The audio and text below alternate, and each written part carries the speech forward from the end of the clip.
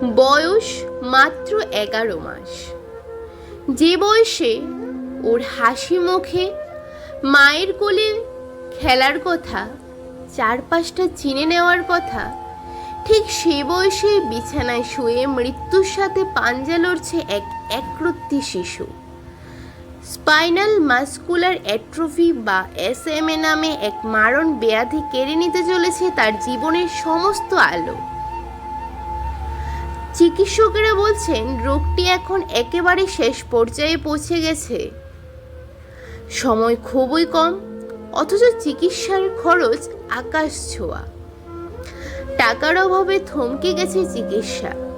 আজ এক অসহায় পরিবারের বুক ফাটা আর্তনাদ আর এক নিষ্পাপ শিশুর জীবন বাঁচানোর আকুল আকুতি নিয়ে আমাদের এই বিশেষ প্রতিবেদন।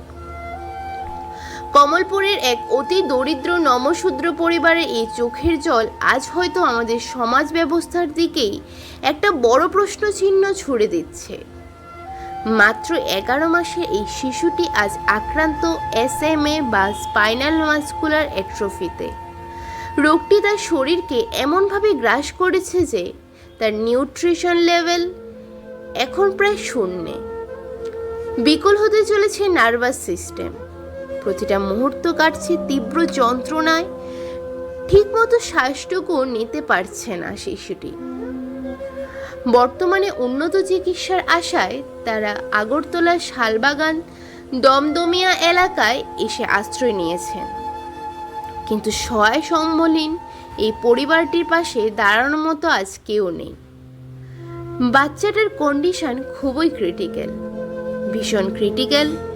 এখন ওর শ্বাস নিতেও প্রবলেম হচ্ছে।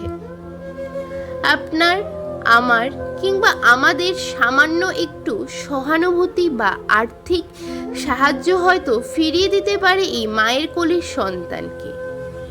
চিকিৎসকেরা চেষ্টা করছেন, পরিবারটি প্রার্থনা করছে, আর শিশুটি লড়ছে বেঁচে থাকার জন্য।